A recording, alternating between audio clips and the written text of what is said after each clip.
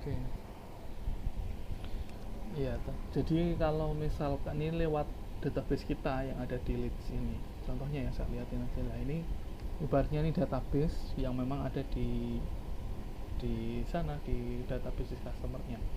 Nah, database ini bisa jadi kalau Leads ini biasanya memang sudah ada itu sih, sudah ada uh, di klasifikasi sendiri, biasanya sudah ada tim yang memang dia input ya, entah itu ini bisa disetting nanti ada permintaan dari email, ataukah memang ada secara umum ada perusahaan yang memang minta untuk dikirimkan penawaran kayak gitu, biasanya bisa masuknya adalah di leads ini, dia bisa langsung di create seperti itu ya.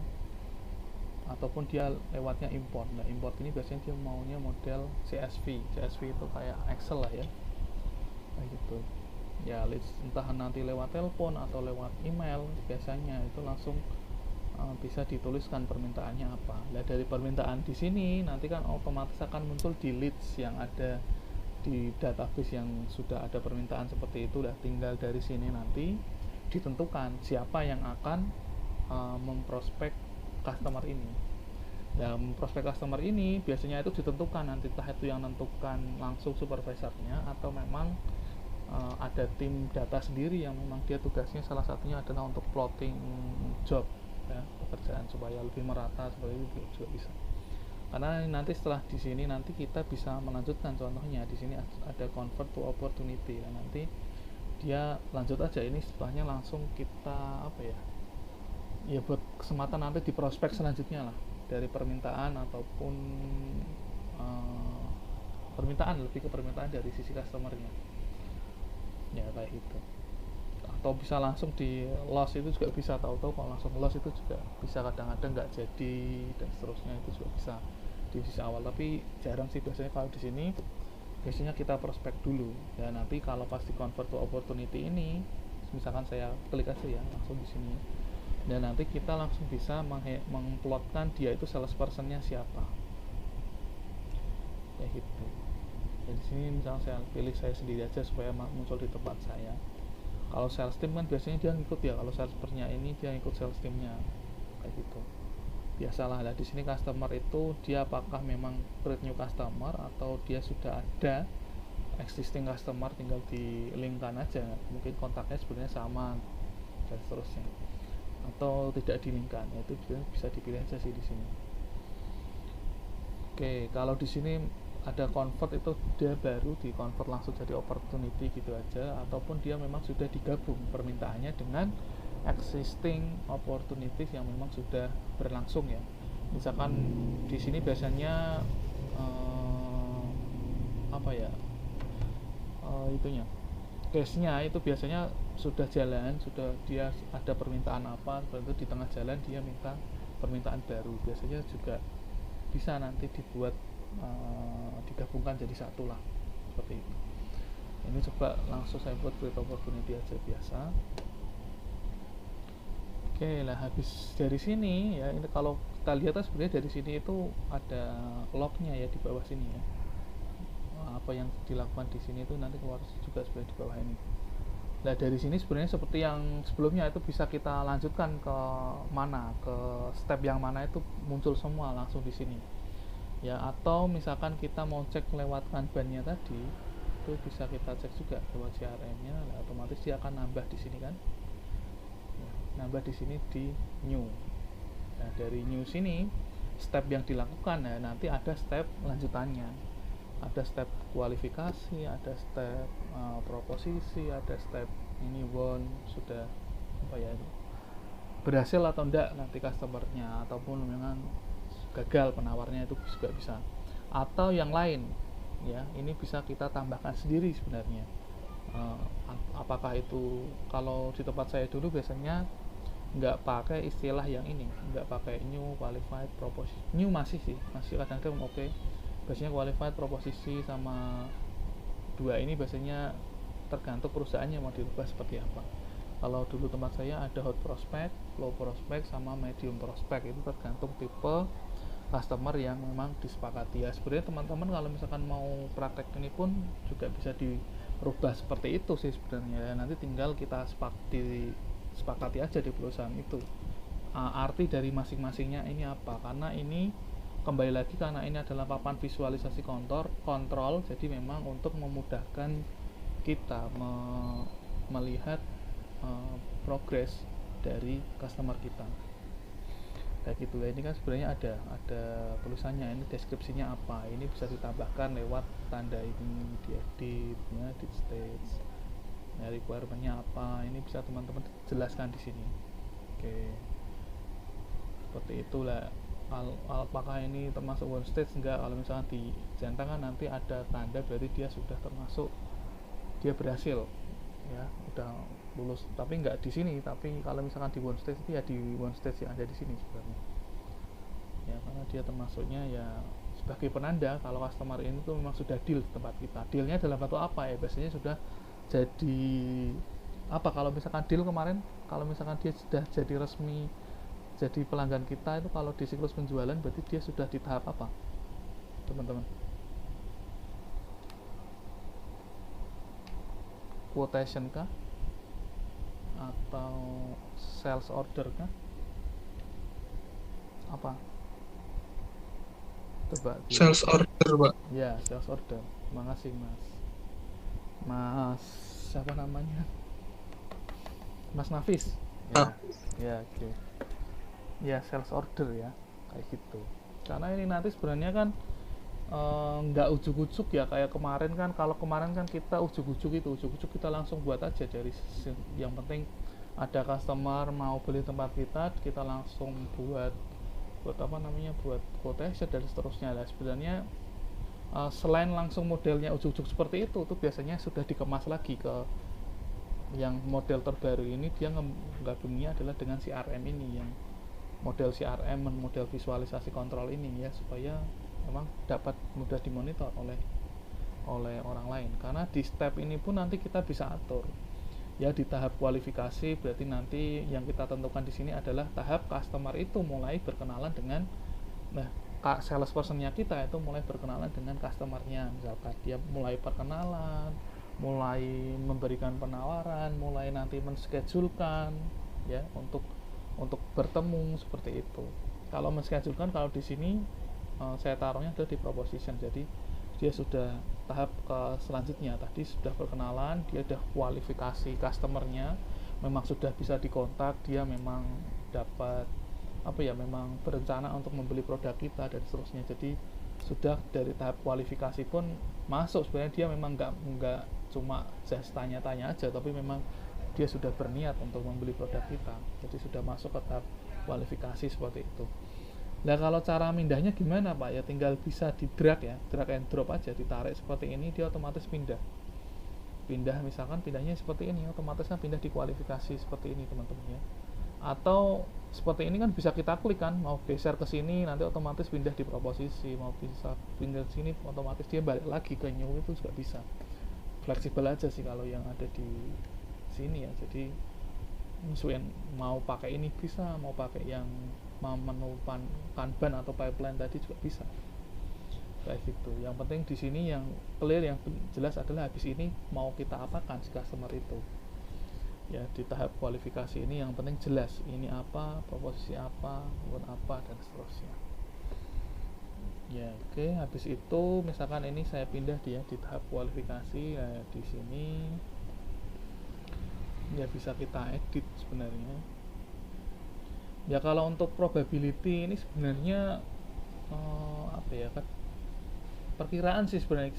Kita pun nggak bisa, kita cuma bisa mengira-ngira aja memang customernya nanti tingkat probabilitasnya berapa persen, itu pun susah ya. Jadi ya dikira-kira aja sih, nggak harus, karena nggak pengaruh apa-apa sebenarnya, nanti cuma tampilan aja sih kayak gitu. Expect revenue itu berarti ya kira-kira dari permintaannya dia itu kurang lebih akan mendatangkan revenue berapa di tempat kita ya, itu bisa diisi dan lain sebagainya.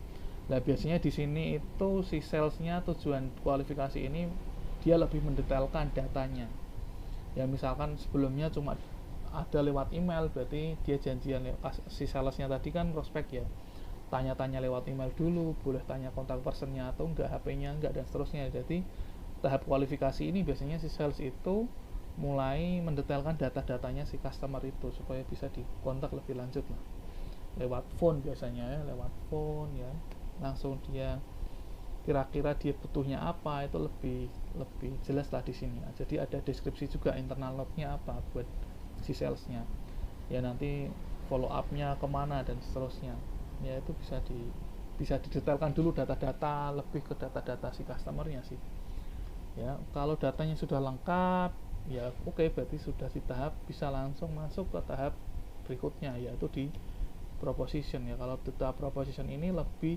teknis lagi, yaitu mulai kita schedulekan dengan customer kita. Misalkan dari sini kita mulai submit apa, quotationnya kita ke sana, ke customer ini ya. Bisa jadi ini di opportunity-nya pun berkembang ya, bisa jadi ada penambahan pembelian yang lain juga bisa ditambahkan juga di sini, tinggal diedit aja kayak gitu ya. Di sini nanti misalkan dia mau menawarkan quotation ya, berarti tinggal diklik di quotation ini dan nanti tinggal dilanjutkan aja seperti yang sebelumnya kita membuat quotation ya, kayak gitu. Nggak perlu saya bahas sebenarnya di sini caranya karena kita sudah pernah melakukan ini. Oke, itu untuk quotation. Ataupun kita mau schedulekan meeting, kalau di proposition kan kita nanti tindak lanjutnya ya, selain proposisinya berarti kita meeting, entah itu meetingnya by telepon, lewat conference ataupun lewat ketemu langsung, seperti itu juga bisa kita atur di sini. Kita pilih di meeting ya, seperti itu. Ya kita tentukan sebenarnya kita mau jadwalkan ketemu dengan customer kita, dengan klien kita itu kapan. Ya misalkan bulan depan lah ya, tanggal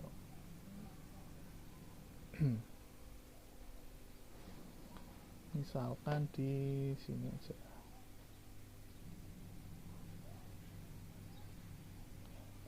Oke, misalkan dipilih di tanggalnya, misalkan jam 2 seperti itu, udah tinggal di create ataupun mau diedit ya. Nah di sini meetingnya apa, start jam berapa, berapa lama ya, ada reminder enggak, reminder buat kita sendiri ya, lokasinya di mana, ini all day atau enggak, deskripsinya apa kira-kira di sana, mau kita temanya mau meetingnya itu mau bahas apa dan seterusnya. Bisa jadi dia mau lihat produk ya, berarti kita harus menyiapkan sampel produknya dan seterusnya ya, bisa diatur sebenarnya di sini ya. Ini biasa aja sih, reminder biasa yang sama kayak teman-teman kalau membuat reminder di HP ya, di HP-nya masing-masing kan juga tampilannya pun ya kurang lebih sama lah kayak gitu. Nah, di sini siapa orangnya yang akan kita undang, butuh berapa orang dan seterusnya. Oke, itu kalau misalkan kita jadwalkan untuk meeting ya di sini. Oke, kalau sudah kita back aja di pipeline kita, ya, otomatis kan dia pindah di sini ya, diklik aja di sini. Oke, dan nanti kan akan ada informasi ini 3 hari lagi ya, misalkan ya 3 hari lagi itu ada aktivitasnya, kita meeting dengan si customer kita ya. Diklik di sini pun juga bisa kita lihat kapan jadwalnya. Oke, kayak gitu udah sih. Habis itu ya sudah, kalau misalkan kita sudah ketemu di waktu ini ya, kita misalkan sudah buat quotationnya seperti itu ya, ternyata customernya itu sudah nggak, pas kita lihat penawarannya beberapa hari dia nggak tertarik seperti itu ya, berarti kita langsung aja ditandai sebagai apa, mark loss ya, kayak gitu. Ataupun ya misalkan dia memang tertarik dan sudah jadi sales order, berarti nanti kita bisa berikan tanda yang ini, yang mark bound seperti itu. Jadi pun kalau misalkan pastikan kalau nanti sudah pindah di sini, berarti kita sudah tahu ya kalau customer ini memang sudah berniat untuk beli di tempat kita, sudah ada sales ordernya. Oke, ya sebenarnya kayak gitu sih kalau main-mainnya di CRM ini ya, sebatas itu ya, kita bagaimana menjadwalkan, terus nanti perpindahannya ini itu bedanya apa tiap stage ya, seperti itu. Oke, kalau misalkan mau buat di sini pun ya bisa langsung create di sini nama customernya siapa, pastikan nanti teman-teman bikin customernya juga ya, terus mana expect revenue-nya berapa. Ini nggak harus fix sebenarnya, nggak diisi pun sebenarnya nanti masih bisa diisi di berikutnya, entah di kualifikasinya ataupun seterusnya. Oke, ataupun yang lain lah. Kalau yang di atas ini kan menu biasa aja sih, customer, yang tim pipeline-nya, reporting-nya, konfigurasinya, dan seterusnya. Oke, itu aja sih sebenarnya teman-teman ya kalau untuk yang CRM ini ya. Nanti kan seperti biasa kan saya sudah ada job sheet-nya ya. Nanti job sheet ini yang akan saya share ke teman-teman. Nanti teman-teman ngikutin aja apa yang ada di sini, termasuk penjelasannya apa lah. Penjelasan apa kan seperti biasa ya teman-teman, nanti praktek aja langsung.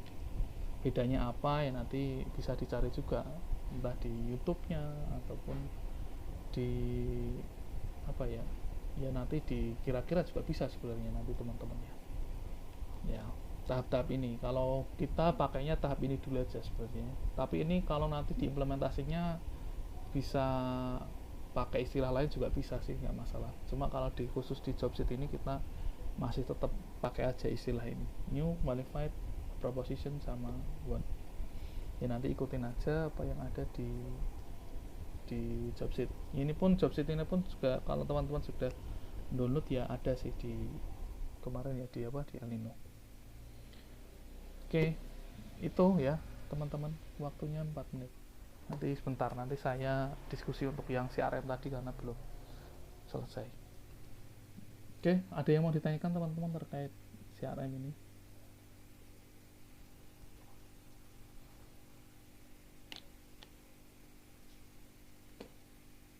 Ini misalkan saya langsung ya sudah, contoh ya. Jadi ada tanda di sini, otomatis dia pun pindah di sisi sini. Ya padahal ini belum saya isi kan rupiahnya, revenue berapa dan seterusnya belum saya isi pun juga otomatis bisa ya. Nanti di sini kan nanti keluar sebenarnya ada tanda berapa sih dari bulan ini kita dapat customer berapa, nanti kan muncul banyak di sini ya. Nah, di kanbannya ataupun dari sisi reportingnya nanti bisa dicek di sini. Reporting entah dari reporting leads ya, leads analysis, berapa yang masuk ya, dari berbagai tim ya, nanti berapa yang sudah berhasil dan seterusnya. Oke, ini pipeline, terus activities, gitu-gitu aja sih ya teman-teman untuk yang ini. Ya sebenarnya nanti waktu misalkan teman-teman, bentar saya kembalikan yang tadi itu, ini tadi kan berhasil ya, ini saya coba pindahkan aja, misalkan saya kasih gagal ya, misalkan dia nggak tertarik produk kita, misalnya kayak gitu. Dan nanti bisa kita tulis di sini reasonnya apa, mahalkah ataupun kita nggak punya kemampuan untuk itu, kita nggak punya skillnya di sana ataupun lain-lain sebagainya. Dan di reason ini pun yang jadi penting juga di CRM ini ya, karena kita nanti kan seberapa banyak sebenarnya kegagalan kita itu sebenarnya ada di mana ya kan. Misalkan di mahal berarti produk kita itu ternyata mahal ya, berarti kita nanti bisa kasih diskon dan seterusnya, ataupun yang lain sebagainya lah. Ada mungkin dia minta diskon kayak gitu-gitu kan juga ada. Nah teman-teman bisa nambahkan sebenarnya alasannya di sini ya. Alasannya nanti apa itu bisa teman-teman tambahkan di sini, ataupun juga teman-teman bisa tambahkan di konfigurasi, kemudian loss reasonnya apa ya, di sini teman-teman bisa nambahkan juga di sini. Oke, itu aja sih. Kalau yang lain kan sama ya, kayak sales team itu ya seperti yang sebelumnya. Intinya cuma di mainan perpindahan data aja dari sini dan seterusnya. Oke, kayak gitu teman-teman. Ada yang mau ditanyakan?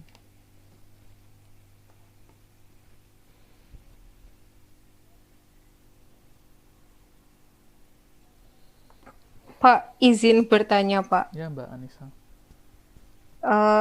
Ini kan kalau yang loss tadi itu kan berarti si siapa sih customer-nya kan ada alasan yang jelas gitu loh, Pak.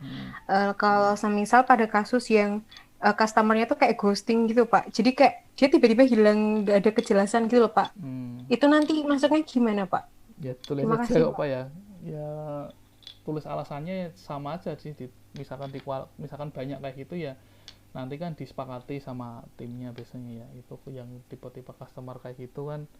Kadang-kadang kita tahu sih memang dia tuh PHP dan seterusnya, itu kadang-kadang kita bisa klasifikasi sendiri memang, karena kita sendiri biasanya meyakini dia itu PHP itu kan mesti ada sebabnya ya, entah itu ternyata pas kita diskusi itu memang dia cuma iseng-iseng aja, atau cuma dia mau membandingkan harga saja dengan kompetitor kita, ataupun memang produk kita yang terlalu mahal. Sebenarnya itu lebih ke kemampuan si salesnya sebenarnya untuk mendapatkan alasan itu ya sebenarnya.